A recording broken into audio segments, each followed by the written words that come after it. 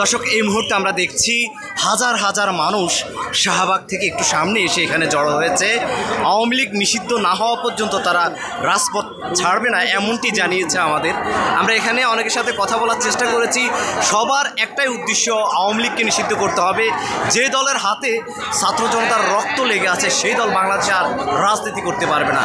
শেখ হাসিনাকে দেশে এনে বিচারের আওতায় এনে আবারও ফাঁসি দেওয়ার ব্যবস্থা করা হোক, এমনটাই প্রত্যাশা করেন তরুণ প্রজন্মের 24-এর অতন্ত্র প্রহরীরা।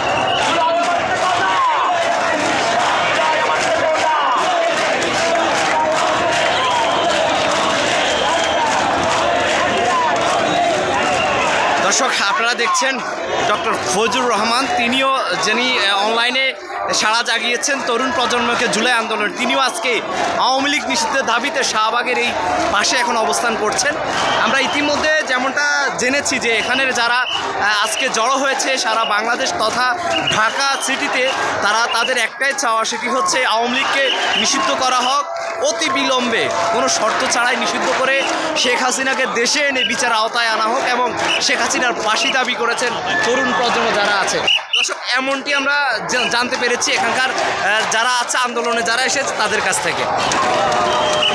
দর্শক, এই মুহূর্তে আপনাদেরকে আমি দেখানোর চেষ্টা করছি এখানে আন্দোলনরত যে সকল জনসাধারণ আছে তাদের সবার প্রাণের দাবি হচ্ছে আওয়ামী লীগকে নিষিদ্ধ করতে হবে। এটি হচ্ছে তাদের বর্তমানে প্রাণের দাবি হচ্ছে আওয়ামী লীগকে নিষিদ্ধ করতে হবে।